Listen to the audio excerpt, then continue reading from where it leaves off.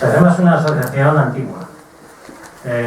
Fue fundada en aquel noviembre del año 2002, con lo cual ya contamos con 15 años de antigüedad, lo cual es un récord en este tipo de asociaciones. Son muchas las asociaciones que hoy día estudian este fenómeno, pero pocas tendrán la antigüedad de Jefrema. Entre las características de Jefrema, podría estar hablando mucho tiempo de ello y dispongo de escasos minutos antes de dar la palabra a Luis de Vicente.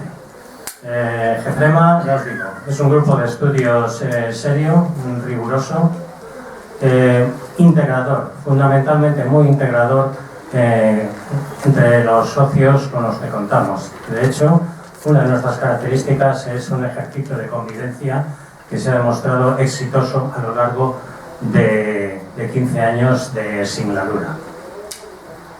Nuestros estudios, nuestra convivencia, la característica del aunamiento del estudio teórico con el terreno es algo fundamental.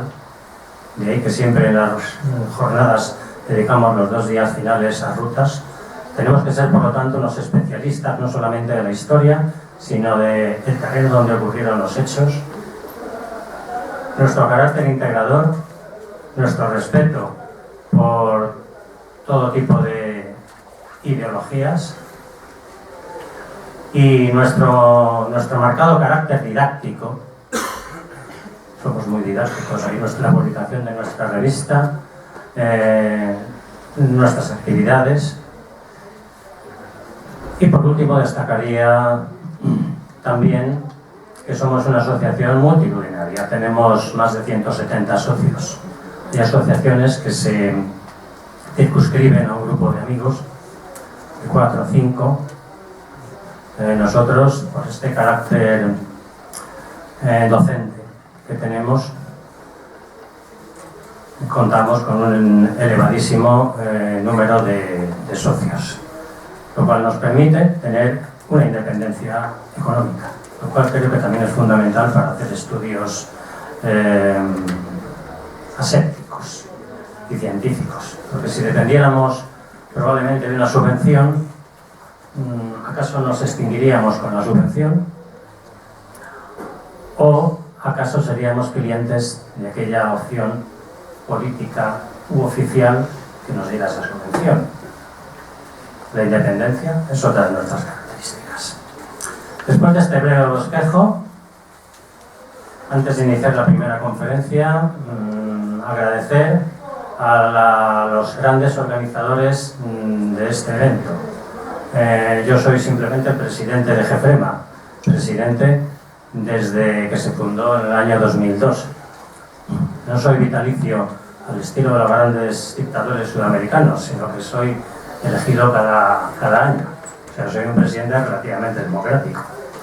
Mi agradecimiento al coordinador, director de estas jornadas, que es el que está atento a todo y sin el que esto no se podría hacer, que es José Antonio Zarza, está aquí presente detrás de la cámara, y a los 2 comisarios encargados del pequeño detalle de las relaciones con instituciones y demás, los 2 comisarios de las jornadas, que son Juan García Vicente y Luis de Vicente Montoya, que está situado a mi derecha.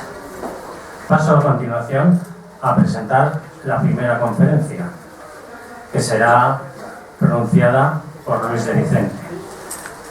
Luis de Vicente es persona tremendamente cercana a mí, con lo cual mis palabras no tendrán el tinte de imparcialidad que tiene Jefrema, porque mi vinculación con él es muy antigua y es afectiva. Luis es uno de aquellos de aquella vieja guardia que fundó Jefrema. De hecho, yo tengo el número 1, en el carnet tiene el número 2. Es el vicepresidente de Jefrema desde aquellos tiempos de su fundación. Es persona muy conocida en muchos ambientes, persona de un talante y un carácter especial, especialmente tolerante, razonable, bondadoso en ocasiones, por lo difícil que es eso. Luis es un gran investigador y por esa razón nos va a hacer esta conferencia, porque uno de los puntos grandes de su investigación ha sido la Operación Garavitas, sobre la cual escribió un libro que está a la venta allí fuera y que vino a cubrir un vacío de la historiografía existente sobre el tema. Anteriormente a esto, Luis, que su actividad profesional antes de su jubilación era la de profesor en el IES Iturralde, pues había realizado el proyecto Álamo Negro sobre un puente de la Casa de Campo, había escrito el libro La Casa de Campo, Jardín Histórico. Es el autor central de una de nuestras revistas, del número 25, que trata también sobre la Operación Garavitas, y hoy nos va a realizar la conferencia sobre Jesús Martínez de Aragón, uno de los jefes de brigada de la Operación Garavitas, que falleció precisamente en la misma. Sobre esta conferencia versará la ruta que realizaremos, guiados por él, el próximo domingo. Y ya no continúo hablando porque doy la palabra a Luis para que os inicie la conferencia. Gracias. Muy bien, buenas tardes, muchas gracias por su asistencia. Quería agradecer también a los compañeros de la Junta Directiva de Jefrema, que ha considerado oportuno en dedicar esta conferencia, una de las conferencias de las jornadas, a esta personalidad. Y pues, también agradecer también a los familiares de Martínez Aragón y soldados de la Segunda Brigada, familiares también que han acudido por aquí y que han sido también pues impulsores y que han animado también a seguir con la investigación y con la divulgación de este personaje.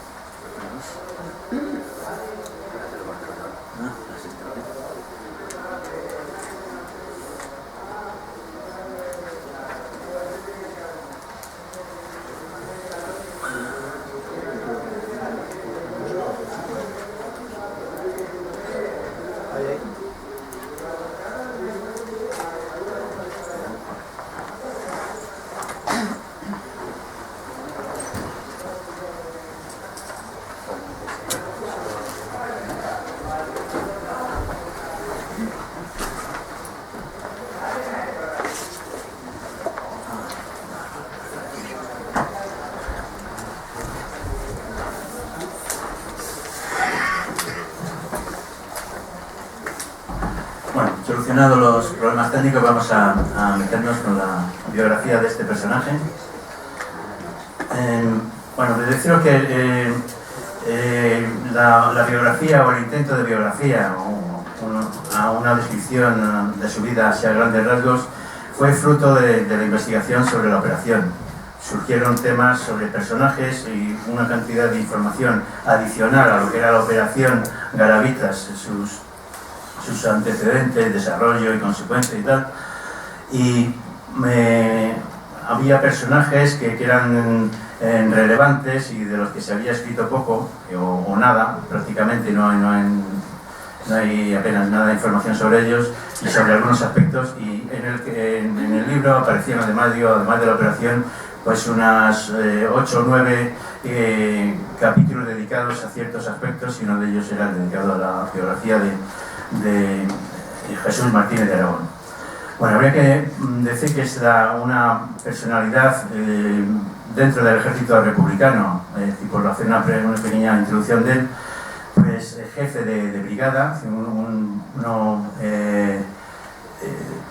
un militar que proviene de la milicia, y que era mayor de milicias, que llegó a ocupar el mando de una brigada en muy poco tiempo, y fue muy corta también su estancia en la guerra civil, pues murió pues casi al medio año del comienzo. Jesús además es por su procedencia, era un socialista, con lo cual es una figura un poco extraña dentro de los mandos militares que hubo, me refiero del ejército proveniente no profesional, pues casi todo hubo un predominio del Partido Comunista a través del Quinto Regimiento, y por tanto la figura de Jesús Martínez de Aragón, por su procedencia socialista y sindicalista de UGT, pues le hace una figura un poco extraña dentro del mundo de lo que es el Ejército Popular Republicano. Sus orígenes, por presentarle en qué está enmarcada su figura, habría que empezar por la familia de Jesús Martínez de Aragón. Proviene de una familia aristócrata de largas raíces en Álava. Sus familiares, tanto su abuelo, que ya fue presidente de la Diputación, pero nos vamos a centrar en su padre, que es un poco el origen de que él tuviese, es decir, esta dedicación política, y no solo de él, sino de gran parte de su familia. El padre, Gabriel Martínez de Aragón Urbizondo, pues una persona en principio conservadora, monárquica, pero que en los últimos años, en el periodo de la dictadura de Primo de Rivera, pues fue opuesto frontalmente tanto al rey como al propio Primo de Rivera, con lo cual tanto él como sus hijos, uno de ellos pues tuvo participación en el primer intento de proclamar la República, que en Madrid, bueno, en Jaca pues tuvo un episodio, pero en Madrid tuvo la sublevación de Cuatro Vientos, el aviador, bueno, pues participó en ese intento de implantación prematuro de la República. Cuando vino con la implantación de la República, ellos, Gabriel, que es el padre de Jesús Martínez de Aragón, tiene un protagonismo político excepcional. Él es el fiscal general de la República y luego presidente del Consejo de Estado. Con lo cual, quizá, él da un salto de Álava a Madrid, y posiblemente pues Jesús Martínez de Aragón pues vino con consecuencia de eso, acabó también por Madrid. Decir que también cuatro hermanos tuvieron cierta significación. Uno de ellos, José Martínez de Aragón, era una figura malograda y que fue un pionero de la aviación. También iban pues de la mano con Hidalgo Cisneros.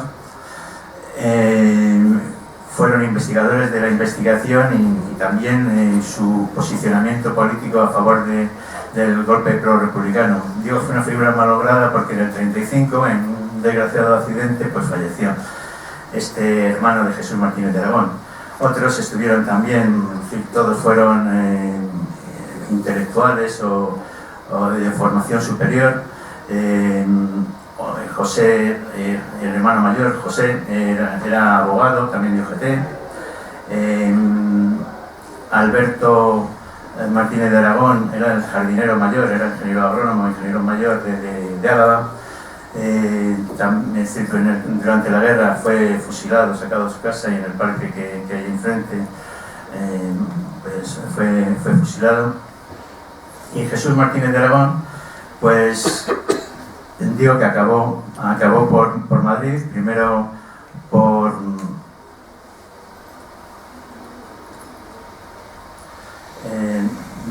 su desarrollo laboral. Era abogado, fue laboralista, vinculado, pensamos que a UGT, igual que su hermano, y por luego tal como se desarrolló las columnas que mandaba, vinculado al socialismo.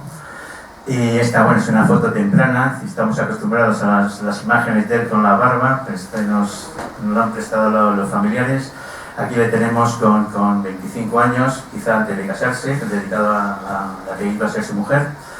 Y deberíamos decir de él que hay descripciones por parte de Julián Zubazagoitia de las reuniones que tenían en Carranza con él y de su carácter afable y una persona pues muy positiva y de trato cordial. Por irnos avanzando ya próximos a la guerra, decir que él participó. Bueno, la primera contacto con Guerra Civil la tenemos el 18 de julio. Él, bueno, el 20 sería. Él participa en el asalto al cuartel de la montaña, o por lo menos eso describen sus biógrafos. Y a partir de ahí, pues, una vez que se sofoca la sublevación, unidades milicianas se extienden hacia otros puntos de la comunidad. Unos van hacia Guadalajara y otros hacia la sierra. Bueno, pues él con dos columnas, una de ferroviarios y otra de socialistas, de Juventud de Socialistas, pues va primero hacia Guadalajara y posteriormente pues recala en Sigüenza. Estamos hablando del mismo julio, es decir, que salen nada más a acabar el golpe, salen esas unidades. Hablado con las familias, hay posibilidad de que hubiese por allí familiares de uno de los hermanos, la mujer de uno, no sé si es del aviador precisamente, que estuviese allí y que fuese quizá un condicionante de que fuese hacia Sigüenza. No sabemos si exactamente fue así, pero está planteado. Pero el caso es que él no es el primero que acude a Sigüenza. Hacia Sigüenza habían ido otra columna comunista y otras dos anarquistas, y él acaba recabando allí y le conceden, pues quizá como la persona más solvente o cualificada, pues el mando de la plaza. Él se instala en el edificio del seminario, intenta poner orden en lo que era un microcosmos ahí muy conflictivo entre las distintas unidades de tendencias políticas que chocaban entre sí, y también en una ciudad pues que era muy especial para ser una ciudad eminentemente religiosa, donde había varios seminarios, ¿no? Y donde se formaban pues muchas de los oficiantes o clérigos de la iglesia. Sigüenza fue famosa también por unos tristes episodios de persecución religiosa por estos motivos y unos momentos muy ligados al alzamiento, y Aragón pues intentó poner orden dentro de ese clima anárquico. Su presencia, a la hora de cómo se desarrollan los hechos en Sigüenza, hay que comentar que el mando era muy difícil de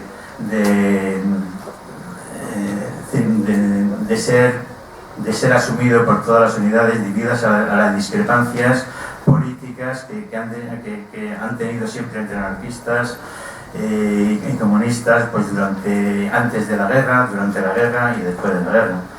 Entonces ahí, por ejemplo, hago mención de ello, es decir, que había bandos sobre la improcedencia de incautar o agredir a personas simplemente, no solamente religiosas, sino a comerciantes o propietarios, y los bandos los tenían que ir firmados también por el jefe de las unidades de CNT de Feliciano. Quiero decir esto que tenía el mando de hecho o de derecho, pero que luego a la hora de ejercerse pues había complicación para ese mando de llevarle a cabo. Estuvieron unos 3 meses en Sigüenza y su estancia termina cuando empieza, estamos hablando de julio, cuando en noviembre ya las tropas que están intentando llegar a Madrid, pues también por la parte de Sigüenza hay una avanzada. Y si fue un frente, el de Sigüenza, que no tenían muchos medios, y en principio era un frente que no tenía excesiva importancia, porque los hechos estaban, el hecho principal era el avance del ejército africano hacia Madrid, y este era un frente, bueno, que ni uno ni otro pues intentaba hacer grandes avances, un frente más bien estabilizado. Pero en septiembre, cuando ya por el lado de la carretera de Extremadura, las fuerzas nacionalistas, franquistas, ya estaban llegando a Toledo, bueno, pues ahí se produce también el intento de avance por la carretera de Guadalajara. Y los nacionales empiezan a tomar las alturas que rodean a Sigüenza y al final, bueno, pues claudica. Se produce el abandono de la ciudad, o les dan la orden de abandono de la ciudad. Pero coincide ese abandono de la ciudad más o menos en fecha con la liberación de Toledo. Y ese pues fue la liberación del Alcázar de Toledo, pues fue de las pocas bazas mediáticas que tuvieron los nacionales. Tuvo una gran repercusión, pues un sitio que había estado ahí durante meses y que al final pues se libera y todo esto. Y entonces ellos quisieron hacerle el abandono de Sigüenza, hacer algo parecido. Bueno, pues nos encerramos en la capital y hacemos una especie de gesta similar, pensando que ellos pues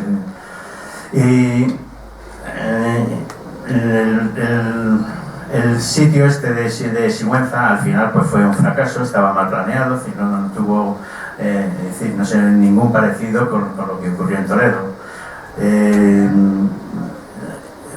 Quizá fallaron habían metido alimentos, no tanto medicación,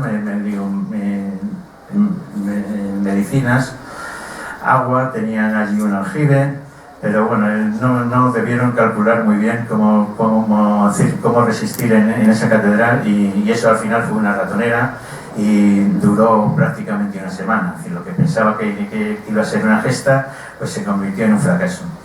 Y en la literatura, pues según con qué autores, los anarquistas pues culpan a Aragón de que los dejó allí encerrados y bueno, pues el asunto es que se quedaron allí encerrados. Aragón pensaba volver con refuerzos si fuese posible, pero esa promesa de volver a la ciudad pues fue imposible, porque ya Madrid estaba ya muy amenazado y lo que menos podía hacer era acudir en auxilio de los que se habían quedado encerrados allí.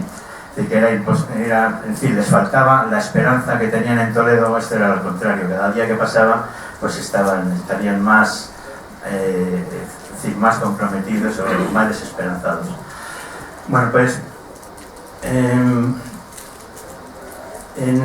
a mediados de octubre y antes quizá de la conclusión del sitio de Sigüenza, a Jesús Martínez de Aragón ya le habían nombrado jefe de una de las brigadas. Estamos en octubre ya se produce la negociación con Rusia para traer material, para suministro de material regular, cañones, aviones, tanques, y también se procede a oponer al ejército africano que está atacando un ejército real, porque es decir, lo que tenían hasta entonces unos ejércitos milicianos pues eran siempre inoperantes frente a un ejército profesional. Son las primeras brigadas que se forman en octubre. Y Aragón, fijaros, es el número, es la brigada segunda, es decir, que estamos hablando que la primera brigada de las que se forman, inicialmente en el paquete de las primeras brigadas, pues estaría la 1 dedicada a Lister, la segunda la de Jesús Martínez de Aragón, la tercera de José María Galán, que son figuras todas de renombre, la cuarta de Sabio, que era de Carabineros. Bueno, pues estamos hablando de los primeros. Es decir, una figura que tendría su consideración para estar incluido dentro de estos que fueron luego las grandes figuras del Ejército Popular Republicano. Su estreno, decimos que la formación de la brigada es a mediados de octubre, se funda en Ciudad Real, y el estreno o el debut de la segunda brigada es cuando ya les traen a Madrid, cuando ya se ha producido el intento de toma de la ciudad. En Madrid llegan a los arrabales el día 6, se redactan las órdenes de ocupación, la idea era empezar el día 7, se desencadenaría el ataque a través de Casa de Campo, Parque del Oeste, Ciudad Universitaria, hacia Barrio de Argüelles, y se ha producido el día 9 el primer contacto de que han atravesado Casa de Campo, han llegado a Puente de los Franceses, han cruzado al Parque del Oeste, se combate en el Parque del Oeste el día 9, y allí pues la primera brigada, que es otra de la primera brigada internacional, junto con parte de algún batallón de la cuarta, son los que encaran o frenan este primer intento de llegar de acceder a la capital. Estamos en el día 9. El día con ese parón, todo el mundo reconsidera y sus posibilidades. Entonces los nacionales tienen que reorganizarse, unir los que tienen las fuerzas que tienen en Carabanchel con la de Casa de Campo, tienen que meterse ahí en unas actividades complementarias, y eso les da pie a los republicanos a hacer una contraofensiva. Es decir, con estas primeras brigadas que tenían, pues vamos a intentar pinzar a los atacantes, y por eso aparece una operación que luego pues nuestro compañero Fernando va a ser objeto en la siguiente charla, pero este ya es un precedente de que el día 13, que estamos hablando todavía de los primeros, no se ha llegado a la ciudad universitaria, pues decimos el día 13 hay un ataque de la 12 Brigada Internacional, otra de las que entra en juego, y conforme van pasando los días del ataque a Madrid van entrando las brigadas que tienen disponibles. Pues el día 13 les encargan un ataque al Cerro de los Ángeles, a la Brigada 12, y también iba reforzada con un batallón por lo menos de la Brigada Segunda de Jesús Martínez de Aragón. La descripción que hemos recogido a través de un soldado que tuvimos ocasión de que nos contó su experiencia dentro de la brigada, pues por parte de la brigada de Jesús Martínez de Aragón y también de la 12 Internacional, pues fue muy desastrosa. Ellos prácticamente se vieron ahí sometidos a fuego y se quedaron ahí inmovilizados y esperando a que se hiciese de noche para poder recoger la herramienta y volver para atrás. Ellos, por parte del comportamiento de la 12, pues debió ser parecida, porque estos se dedicaron también a recoger material de los internacionales que se habían dejado en su vida, o sea que fue un poco no muy gloriosa, ni por parte de la 12 Internacional ni por parte de la segunda, este intento de tomar el Cerro de los Ángeles, que formaba parte de con otras operaciones por campamento, de intentar estrangular la penetración de las fuerzas nacionales que estaban en la Casa de Campo. Él acaba, después del Cerro de los Ángeles, ya se ha producido el salto a la ciudad universitaria en Madrid, y la ruptura de frente precisamente ha sido por la ciudad universitaria, no por el Puente de los Franceses, que se voló el puente de carretera de al lado, sino que se pasó por la ciudad universitaria, donde estaban pues los refuerzos que habían venido de Cataluña, la columna López Tienda del PSUC y Durruti.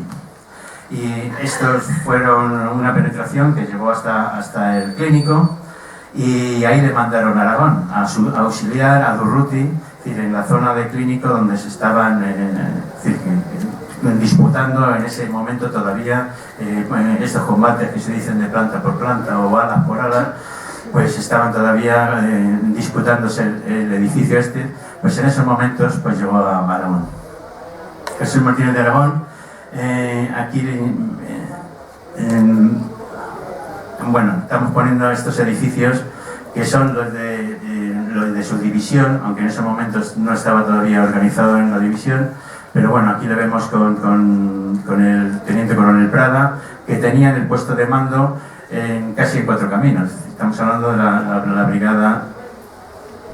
Este es la división. Este es el cuartel general de la segunda brigada. Y dijimos que le habían enviado a reforzar a Durruti, que estaba disputando el clínico, y él pues a su brigada les dan espacio para organizarse en el cuartel de la Guardia Civil, que está en la calle Guzmán el Bueno, enfrente del edificio de Hacienda. Bueno, pues en esa época estaba enfrente del clínico, así tenemos que imaginarnos en Madrid, ahora mismo es difícil de imaginar eso, pero desde Hacienda, desde donde estamos, desde Guzmán el Bueno hasta el clínico, era el Cerro del Pimiento, y vemos esas extensiones, es decir, que había pues como unos 400 o 500 metros y sin nada, por ningún edificio por medio. Esto es el cuartel actual.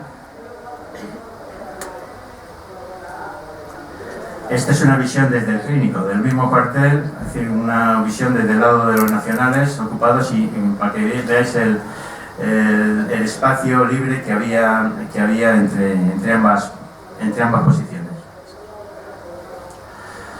Bueno, la importancia que tenía el clínico, que era una especie de fortaleza, que nos la dan todas estas imágenes y todo serie de especie de sitio que tenían ante este edificio tan imponente. Bueno, pues este es el cerro que había en la parte este del clínico, lo que es la calle Isaac Peral, estaba medio trazada, es decir, tenemos que imaginar un barrio que estaba todo en obras, estaba urbanizándose, la casa, la universitaria era prácticamente el campo, o sea que te salías de Cuatro Caminos, de esa que estaba a mitad de Reina Victoria, era campo. Y bueno, próximo al clínico pues estaba Isaac Peral con estas avenidas recién trazadas. Estas fotos son famosas porque son de capa, pero era la zona de Aragón, posiblemente son soldados de Aragón, y están con capotes, son invierno, o sea que es el invierno de 36-37, serían tropas de Jesús Martínez de Aragón. Estas están plenamente identificadas, estaba el comisario que aparece en otras fotografías de Jesús Martínez de Aragón, y estas fuerzas son de la segunda brigada mixta. Los uniformes no sé si son muy regulares o muy uniformes, sino que se ve que hay vestimenta de distintos tipos, lo que nos da idea también de la precariedad con que se formaron las primeras brigadas. Ahí lo que tenéis al fondo es medicina, y en la Facultad de Medicina, y en alto, fijaros que la altura que hay con respecto a medicina, estamos en más o menos lo que sería hoy el Colegio Mayor San Pablo. Esta foto está tomada ahí. Están mirando hacia el clínico o vigilando el clínico.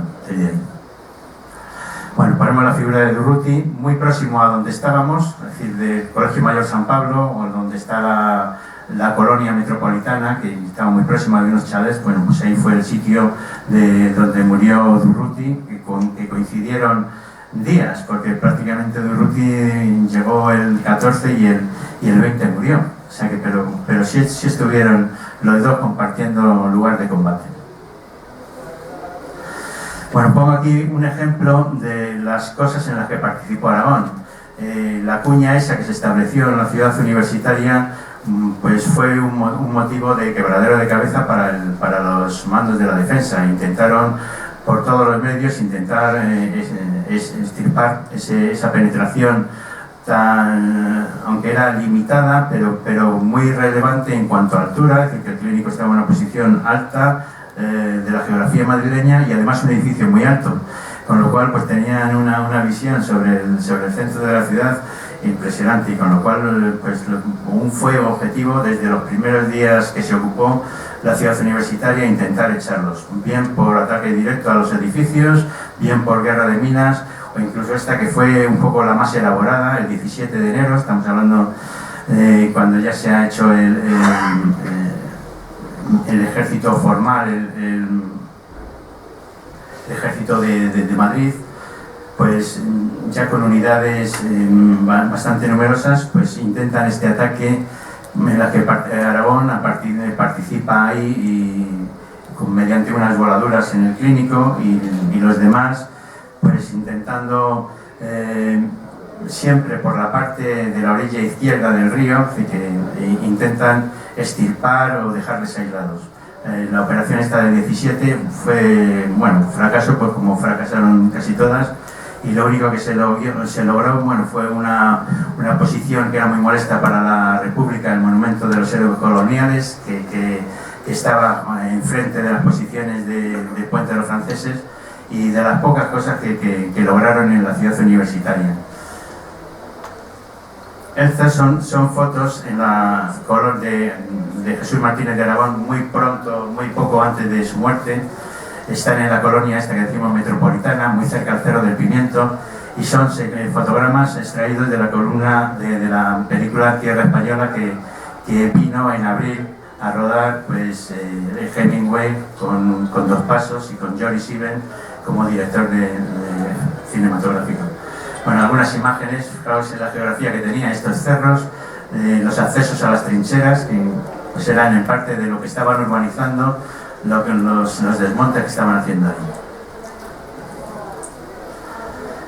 Esta es también uno de los chalés que todavía existe en la Avenida del Valle, que estaba lindando casi con lo que decimos del Colegio Mayor San Pablo. Y muy próximo a este lugar es donde falleció Durruti. Las imágenes también de Tierra Española. Lo dejamos. Otro, dentro de su corta existencia, bueno, no existencia, su corta actividad en la Guerra Civil, porque murió en fecha temprana, pues participó en una operación relevante, es decir, el otro intento que está relacionado con lo anterior. Estamos en abril del 37, hemos pegado un salto, es decir, sobre Madrid se ha intentado cercar la ciudad mediante las operaciones de la carretera de La Coruña, la de Jarama, Guadalajara. Dado el fracaso que hubo inicial, se intentó dejarlo aislado de su retaguardia en Valencia. Eso fracasó también y la guerra pega un giro. Es decir, Franco desiste del intento de tomar Madrid y cambia el sentido de la guerra y se va hacia el frente norte, que lo ve más fácil que lo de tomar Madrid. Con lo cual cambia todo, hay un punto de inflexión, y el ejército del centro, pues que había logrado un ejército pues bien engrasado, con efectivo y con bastante buen material, pues se ve que no puede ayudarle directamente al frente norte. Y se plantean, pues tienen una reacción rápida, es decir, bueno, pues vamos a operar desde Madrid, a crear un ejército de maniobra que nos permita hacer algunas ofensivas que, aunque no ataquemos directamente en el norte, les obliguen a atraer o distraer fuerzas de las que están empleando allí y traerlas hacia Madrid. Bueno, pues ese fue un poco el origen de este cuerpo o quinto cuerpo o ejército de maniobra de Modesto.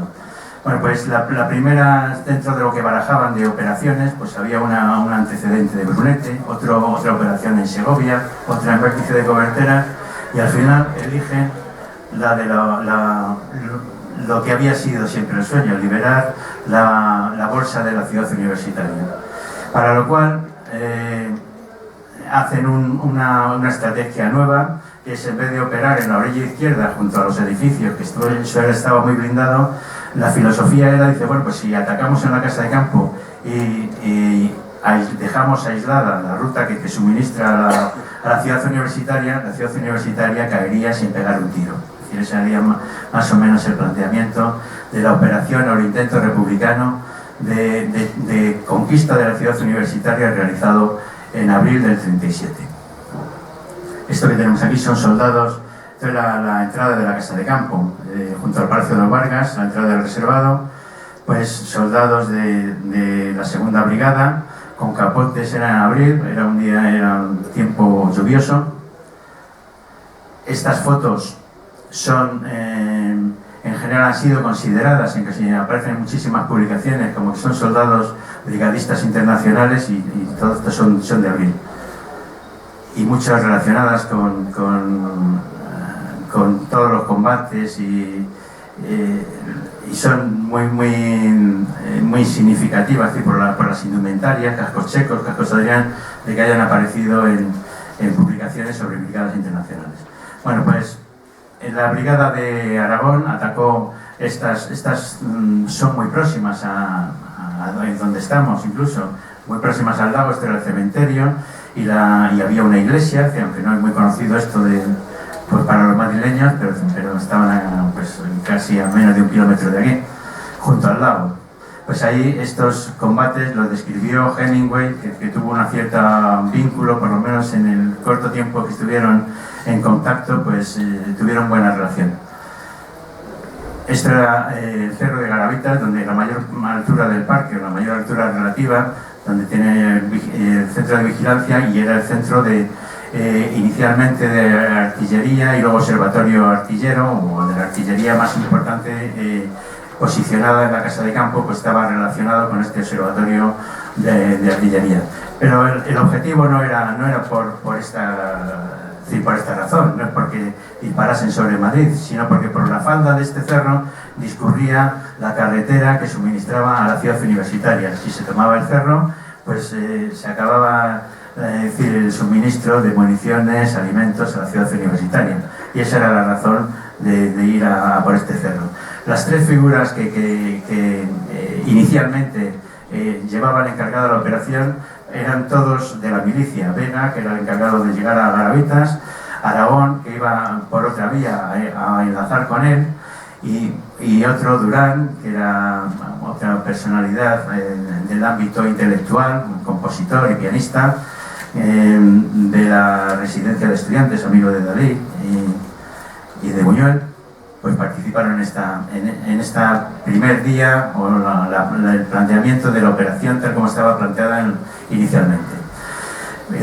Aunque sea muy rápidamente, pues la vamos a explicar mínimamente. Es decir, esta sería el intento, no sé si veis ahí, bueno, más o menos todo esto sería casa de campo, y donde termina la flecha esa sería la esquina de la ciudad universitaria, la bolsa, lo que era el objetivo militar. La idea era que si se tomaba por aquí mediante un golpe nocturno, es decir, sin preparaciones artilleras ni tanques, sino con un golpe de mano nocturno, pues llegar hacia el interior de Garavitas. Aragón tomaría otro punto que está también relacionado con la carretera, donde estaba la curva de la muerte, el Cerro del Piñonero, y si salía bien la cosa, pues se juntaban, porque esto ya era por carretera, se juntarían, pues Aragón iría hacia Garavitas y...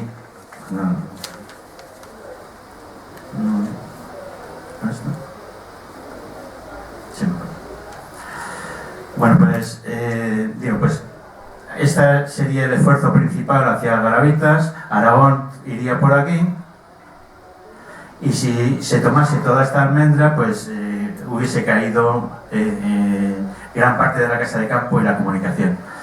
Bueno, pues eso fracasó. Es decir, el primer día, a pesar de que hubo un éxito relativo de que se llegaron hasta aquí, se tomaron estas posiciones, pero bueno, al mediodía siguiente se había iniciado el 9, el día 10 por el mediodía esto había fracasado. Es decir, lo que era un golpe y en principio pues una operación fina, es decir, de una idea ahí pues bastante bonita, si hubiese salido bien, claro, pues había fracasado. Y al mediodía hacen balance, y lo único que había triunfado un poco, es decir, relativamente, era que Durán se había acercado hacia el puente que comunicaba a la ciudad universitaria, el puente sobre el Manzanares. Eso pues les dio esperanza, y dice, bueno, pues con un poco más que nos metamos, es decir, si lo tenemos ya. Es decir, había hecho casi 1 kilómetro desde la puerta del Medianil y se había aproximado hasta 200 metros de la pasarela. Entonces Aragón le dice, mira, deja lo que tienes, es decir, que había fracasado en el intento del Piñonero, dice, vete a intentar reunirte con Durán. Y le dieron orden de ir hacia la pasarela, y por medio pues tenía un impedimento que era el ferrocarril. Él tenía que ir hacia esta pasarela, y por medio tenía el ferrocarril del Puente de los Franceses. Tenía que subir el talud ese, pasar al otro lado. Este es el lado de la casa de campo del Puente de los Franceses, un paso para camiones por la carretera de Castilla, y en ese talud es donde falleció, es decir, intentando pasar al otro lado para ir hacia la pasarela, pues liderando el ataque, arengando a sus tropas para que avanzasen, pues le pegaron un tiro en la cabeza y murió. Bueno, al entierro asistieron todas las personalidades de tanto militares como políticas de Madrid. Vemos ahí al general Miaja, que era jefe militar y político de la ciudad, Vicente Rojo, ministro de Instrucción Pública, estaba por ahí Jesús Hernández, Antón, el comisario del Ejército Central, compañeros de otro de brigada, Ortega, del ámbito vasco también fueron de la delegación vasca, pues también le dieron todos los honores. Bueno, pues él recibió enterramiento en el cementerio de la Almudena, y ahí está, es decir, aunque ha habido un traslado, pero ahí está una zona próxima al cementerio civil, pues una placa pues muy sencilla, sin hacer alusión ni a su condición ni a fecha que ocurrió, pues nos recuerda a Jesús Martínez de Aragón. Sin embargo, no termina aquí la historia, es decir, que a pesar con su muerte no terminó ahí. Un año después, en 1938, en agosto, pues recibe una citación, una multa por actividades políticas contrarias. Cuando llega la comandancia de la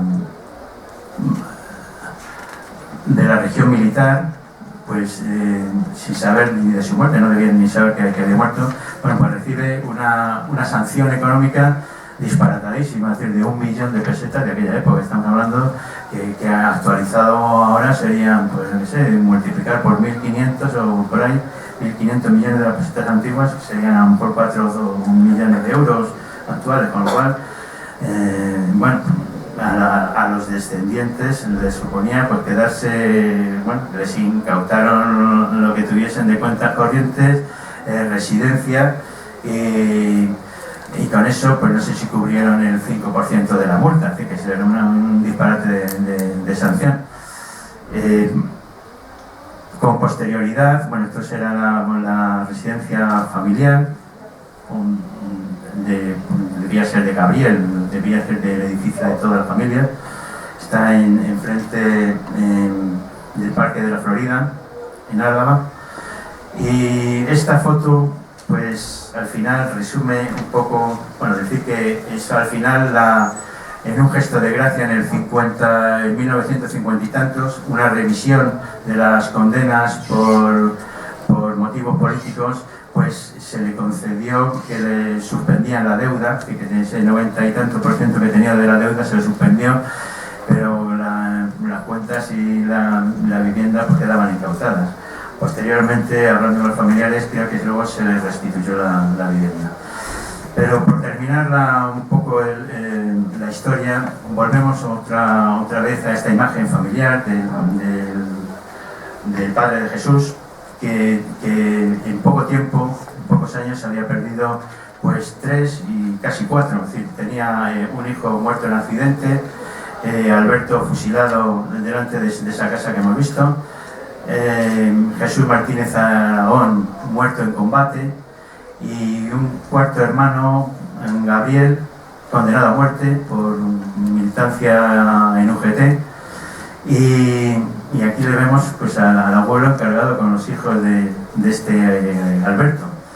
Luego, quizá como regalo póstumo de Jesús Martínez Aragón hacia estos niños, pues su padre recibió de esa pena de muerte una conmutación porque Jesús Martínez de Aragón fue caritativo, tanto con muchos de los elementos religiosos que el capellán de la catedral le salvó, otros elementos religiosos, y entre ellos estaba pues Martín, en otro orden, en el ámbito político, Martín Artajo, que luego fue una personalidad relevante del mundo franquista y hizo que la pena de muerte se supliese por 20 años de prisión y luego al final se quedó en 12 o una cosa así.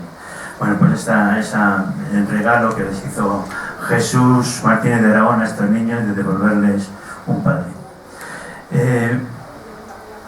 Por último, bueno, pues ya finalizar y concluyendo, pues es decir, con Martínez de Aragón y la Operación Garavitas, pues se pretende con esta charla pues recuperar una figura importante del ejército republicano, pues desconocida, y es recuperar una página para nosotros que somos amantes de la Casa de Campo, pues tenemos ahí un rincón donde ha fallecido él, y por la historia de Madrid, es una página de la historia de Madrid, y también recuperamos con ella una página de la Guerra Civil, que ese abril del 37 que quedó ahí comprimido entre la operación de Guadalajara y el bombardeo de Guernica, pues ha quedado silenciado, y pues recuperar en homenaje a Jesús Martínez de Aragón y a esas miles de bajas que hubo en uno y otro bando, pues eso es lo que se pretende de mantener el recuerdo. Pues muchas gracias por vuestra atención y espero que les haya gustado.